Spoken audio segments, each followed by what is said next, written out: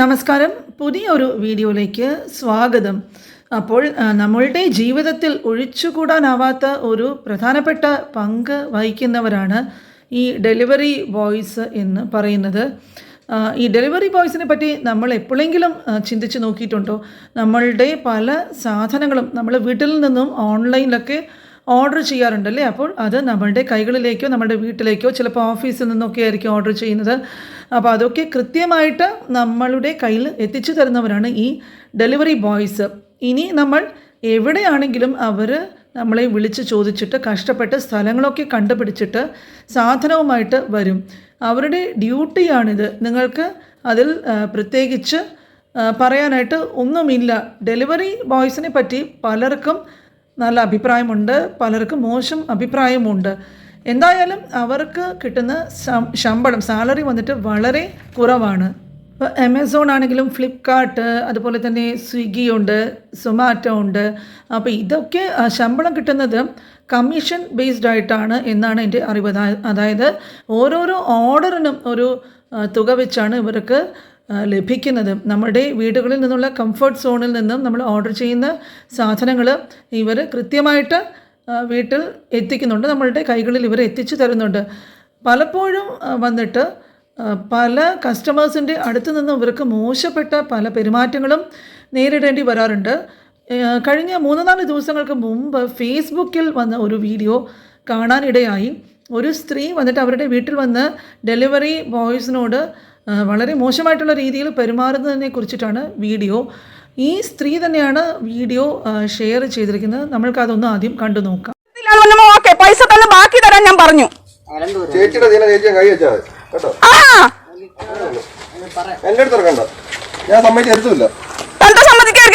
നീ ഇവിടെ വന്ന് എന്റെ വീട്ടിൽ വന്ന് പോക്കറ്റിനും കാണിക്കേണ്ട കാര്യമില്ല. എനിക്ക് സാധനം വേണം, തരും. നീ പറഞ്ഞ പൈസ തരാനേ ഞാൻ പറഞ്ഞിട്ടുള്ളൂ. നീ ഗുണ്ടേശം കാണിക്കാണ് ഇവിടെ വന്ന്. അല്ല, നീ ഗുണ്ടേശം കാണിക്കാനാണോ പോവാണ്? തരാതെ പോവുകയാണ്. ഞാനെന്തെങ്കിലും പറഞ്ഞു എന്നോട്? ചേട്ടാ, ഞാൻ ഇങ്ങനെയാണ് സംസാരിക്കുമ്പോ ഇങ്ങനെയാണ്. തനിക്ക് എന്താ കുഴപ്പം? എന്തോ സാധനം ഇവിടെ കൊണ്ടുവന്നിട്ട് സാധനം തരാതെ പോവുകയാണ്. ആമസോണ് സാധനം തരാതെ പോവുകയാണ്. ഞാൻ പൈസ എടുത്തോണ്ട് വന്നതാണ്, തന്നോട് ബാക്കി തരാനും പറഞ്ഞാണ്. ശബ്ദം കൂടി എന്ന് പറഞ്ഞിട്ട് അതൊരു റീസൺ ആണോ? എന്റെ രീതി ഇങ്ങനെയാണ്. പൈസ തന്നിട്ടേ പൊട്ടിക്കത്തുള്ളൂ ഞാൻ പറഞ്ഞു. ഞാൻ പൈസ തരും, ബാക്കി തരാനാ പറഞ്ഞത്. എത്ര പൈസ? എത്ര? ഞാൻ അലക്കി. ഞാൻ ഈ വീഡിയോ ഞാനതെല്ലാം ഷെയർ ചെയ്യുന്നുണ്ടല്ലോ. ഞാൻ ചെയ്യും. കാരണം താൻ കാണിച്ചോ ശരിയല്ല. താൻ കാണിച്ച പെരുമാറ്റം ശരിയല്ല. പൈസ തരാൻ അത് ആദ്യം അവൻ പറഞ്ഞു പൈസ തരാതെ പൊട്ടിക്കാൻ പറ്റില്ല. ഓക്കെ, ഞാൻ പറഞ്ഞു ഓക്കെ പൈസ തരാം. പെട്ടെന്ന് ഞാൻ ശബ്ദം ഉയർത്തി എന്ന് പറഞ്ഞോണ്ട് ഇവൻ ഇറങ്ങി പോകുന്ന സാധനം തരുന്നില്ല എന്ന് പറഞ്ഞോണ്ട് അതെന്ത് മര്യാദയാ? ഞങ്ങളുടെ വീട്ടിൽ ആരുമില്ല. പിന്നെ വീട്ടിൽ വന്നിട്ട് ഇങ്ങനെ പറയുമ്പോ എടോ, ഏതൊരു സാധനം കൊണ്ടുവന്നാലും അത് പൊട്ടിച്ച് നോക്കണം. അത് അതിനകത്ത് സാധനം എന്താണ് ഞങ്ങൾ ഉദ്ദേശിച്ചാണോന്ന്. ഓക്കെ, താൻ അത് പറഞ്ഞപ്പോ ഞാൻ പറഞ്ഞു ഓക്കെ പേയ്മെന്റ് തന്നിട്ടേ ഞാൻ പൊട്ടിക്കുള്ളൂ എന്ന്. ഇയാൾക്ക് വേറെ എന്തെങ്കിലും പ്രശ്നം ഉണ്ടെങ്കിൽ അത് വെല്ലന്റെ കൊണ്ടേക്ക് തീർക്കേണ്ട കാര്യമില്ല. സാധനം തന്നിട്ട് എടോ, ഇയാൾ പറഞ്ഞത് നിങ്ങളുടെ രീതി ആയിരിക്കും. അതെനിക്ക് മനസ്സിലായി. ഞാൻ അത് അക്സെപ്റ്റ് ചെയ്തിട്ട് ഞാൻ പൈസ തരാം.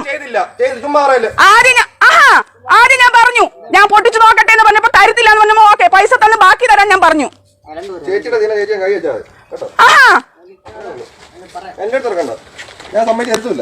എന്താ സമ്മതിക്കാൻ? നീ ഇവിടെ വന്ന് എന്റെ വീട്ടിൽ വന്ന് പോക്കറ്റിനും കാണിക്കേണ്ട കാര്യമില്ല. എനിക്ക് സാധനം വേണം, തരും. നീ പറഞ്ഞ പൈസ തരാനേ ഞാൻ പറഞ്ഞിട്ടുള്ളൂ. നീ എന്താ ഗുണ്ടേശം കാണിക്കാണ് ഇവിടെ വന്ന്? അല്ല, നീ എന്താ ഗുണ്ടേശം കാണിക്കാനാണോ ഉദ്ദേശം നിന്റെ? ഒന്ന് നീ തന്നെ പൊട്ടിച്ചു കാണിക്ക്. പിന്നെ നീ ഇത്രയും ഷോ കാണിക്കുമ്പോ നിന്നെ ഞാൻ എങ്ങനെ വിശ്വസിക്കുന്നേ?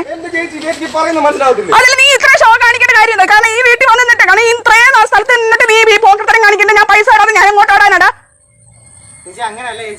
ചേട്ടാ, എനിക്കത് മനസ്സിലായി. ഏതൊരു സാധനം വന്നാലും എനിക്കത് കൺഫേം ചെയ്യണം. നിങ്ങൾ ഇട്ടിട്ട് പോയി കഴിഞ്ഞാൽ ഞാൻ ഇങ്ങനെ പ്രൂവ് ചെയ്യുന്നേ?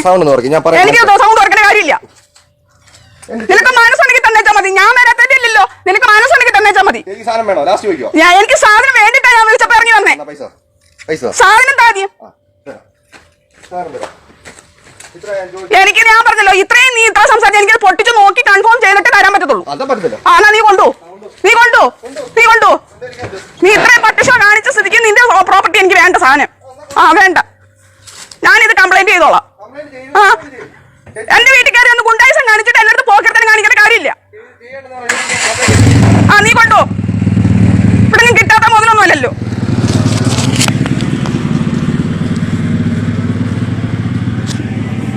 അപ്പോൾ വീഡിയോ കണ്ടു നോക്കിയല്ലോ അല്ലേ? അപ്പോൾ നമ്മൾ എല്ലാവരും തന്നെ ഇതുപോലെ ഓൺലൈനിൽ ഓർഡർ വാങ്ങിക്കുന്നവരാണ്.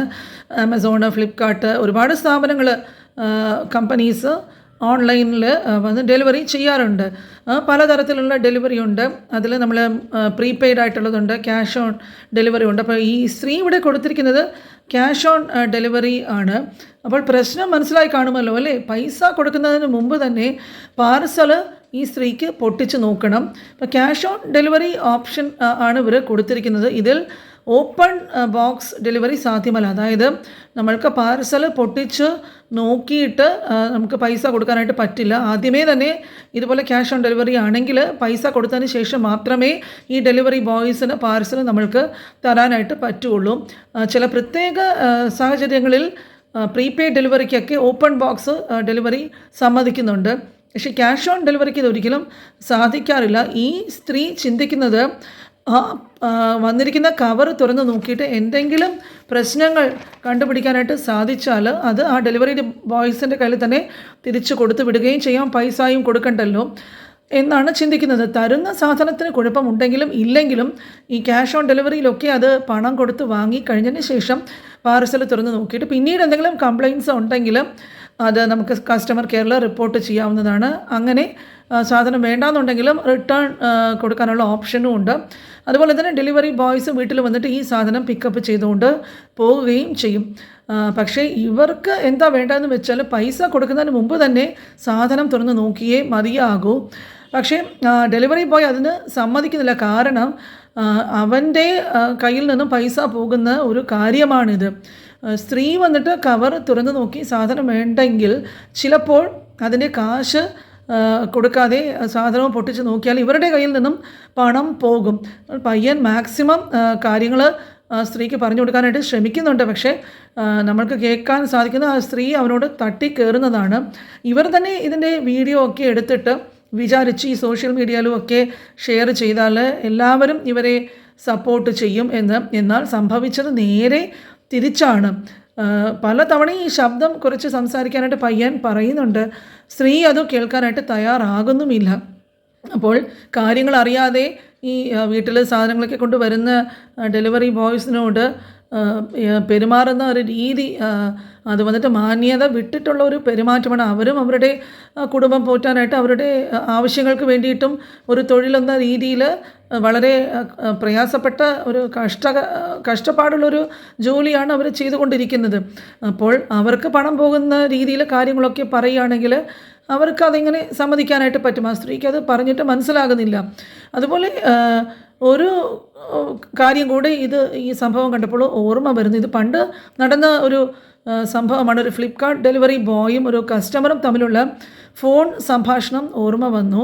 നന്നായിട്ട് വൈറലായ സംഭവമാണ്. നിങ്ങളിൽ പലരും ഇത് കണ്ടു കാണും. എങ്കിലും ഇത് ഞാൻ ഇവിടെ ഒന്ന് ഷെയർ ചെയ്യാം. ഹലോ, രഞ്ജിത്തല്ലേ? അതെ, ആരാ സംസാരിക്കുന്നത്? ഫ്ലിപ്കാർട്ടിൽ നിന്നാ. ഒരു പ്രോഡക്റ്റ് ഉണ്ട്, എവിടെ കൊണ്ടുവരണ്ടേ? എടാ സഹോദര, നീ ആരാണ് എന്തൊക്കെയാണെന്ന് അറിയാതെ ആരെ കയറി പേര് വിളിക്കരുത്. പറയാൻ മനസ്സിലായോ? പിന്നെ പേരല്ല വിളിച്ചേ. ആ പേരല്ല വിളിക്കേണ്ടത്, മനസ്സിലായോ? എന്താ വിളിക്കേണ്ടത്? ഇന്നാളാണോ എന്നാണ് ചോദിക്കേണ്ടത്. നീ ആരെയും ബഹുമാനിക്കണ്ട. നീ നിന്റെ അച്ഛനെ പേര് ചോദിക്കോ, ഇന്നാളാണോ എന്ന്, പാസ്വേഡാണോ അല്ല നിന്റെ അച്ഛന്റെ പേര് അങ്ങനെയാണോ നീ ചോദിക്കുന്നേ? മനസ്സിലായോ? വിളിക്കണ്ട, മര്യാദ. അങ്ങനല്ല, അതുകൊണ്ടാണ് എന്നോട് പറഞ്ഞത്. മര്യാദക്ക് പേരാണ് ഇന്നാളാണോ അങ്ങനല്ല ചോദിച്ചത്. രഞ്ജിത്താണോന്നാ ചോദിച്ചത്. പിന്നെ ആണ് ആരാണോ എന്താണെന്ന് അറിയാൻ നിനക്ക് ചോദിക്കാം. അങ്ങനെ റൈറ്റ് ഉണ്ടോ? ഇതിനകത്ത് രഞ്ജിത്ത് സാറിന് കൊടുക്കണ്ടെങ്കിൽ പിന്നെ സാറിന് വേണ്ട, രഞ്ജിത്ത് സാറിന് വേണ്ട, രഞ്ജിത്ത് ചേട്ടനാണോ ചോദിക്കാം. അല്ല അങ്ങനെ നിന്നെക്കാട്ട് മൂത്ത ആണെങ്കിൽ അങ്ങനല്ലേ ചോദിക്കണ്ടേ? നീ അധികാരത്തോട് പേര് വിളിക്കുന്നില്ല. അയ്യോന്ന് എനിക്കറിയില്ലല്ലോ. അപ്പൊ വിളിച്ച് തിരക്കണം, ആരാണ് ഇത്, ഇന്ന വിലാസത്തിലുള്ള ആളാണോ എന്നാണ് അത് ചോദിച്ചത്. ചോദിച്ചത് രഞ്ജിത്ത് പി ആണോന്ന്.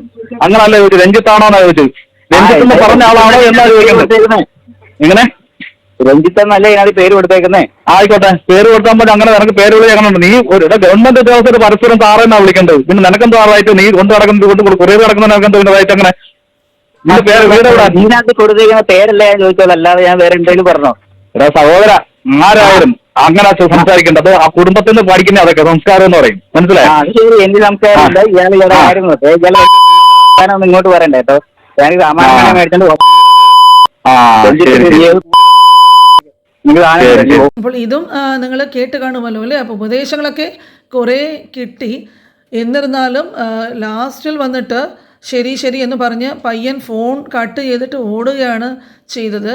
വല്ല കാര്യവുമുണ്ടോ ഇതൊക്കെ ചെയ്യാനായിട്ട്? ഇപ്പോൾ കേട്ട ഈ ഫ്ലിപ്കാർട്ടിൻ്റെയും ആദ്യത്തെ ഈ ആമസോൺ സംഭവവും ഇതൊക്കെ തന്നെയും ഈ വടി കൊടുത്തിട്ട് അടി വാങ്ങുന്ന പോലത്തെയുള്ള സംഭവങ്ങളാണ്. കാര്യങ്ങളൊക്കെ ഈ ഓൺലൈൻ പ്ലാറ്റ്ഫോമിലൊക്കെ നമ്മൾ ഓർഡർ ചെയ്യുമ്പോൾ അതിൻ്റേതായിട്ടുള്ള പല റൂൾസും കാര്യങ്ങളും ഒക്കെ കമ്പനിക്കാർ ചെയ്യുന്നുണ്ട്. അതിൽ പാവപ്പെട്ട ഡെലിവറി ബോയ്സിനെ പ്രതിക്കൂട്ടിലാക്കേണ്ട കാര്യങ്ങൾ അത് വളരെ കഷ്ടകരമാണ്. അപ്പോൾ ഇതിനൊക്കെ വല്ല കാര്യവുമുണ്ട്. ഇതൊക്കെ നമ്മുടെ ചുറ്റിലും പലപ്പോഴും നടക്കുന്ന കാര്യങ്ങളായതുകൊണ്ടും ഇത് കേൾക്കാൻ ഇടവന്നതും. എന്ന് പറഞ്ഞ് ഇത് എല്ലാ ഡെലിവറി ബോയ്സും നല്ലവരാണോ, അതല്ല ഇവിടുത്തെ വിഷയം. കാരണം ഇതൊക്കെ കൊണ്ടുവരുന്ന ആൾക്കാരോട് സത്യാവസ്ഥ മനസ്സിലാക്കാതെ വളരെ മോശമായിട്ട് പെരുമാറുന്ന ഒരു സാഹചര്യത്തെക്കുറിച്ചിട്ട് ഇവിടെ ഷെയർ ചെയ്തു എന്നേ ഉള്ളൂ. അപ്പോൾ ഈ വീഡിയോ കാണാത്തവർക്ക് വേണ്ടിയിട്ട്, ഈ സംഭവം അറിയാത്ത ഒരുപാട് പേരുണ്ട്, അവർക്ക് വേണ്ടിയിട്ടാണ് ഇത് പ്രത്യേകമായിട്ടും ഷെയർ ചെയ്യുന്നത്. അപ്പോൾ ഇനി ഇതുപോലുള്ള അടുത്ത വീഡിയോസുമായിട്ട് ഉടനെ വരുന്നതായിരിക്കും. ഈ വീഡിയോ ഇവിടെ പൂർണ്ണമാകുന്നു.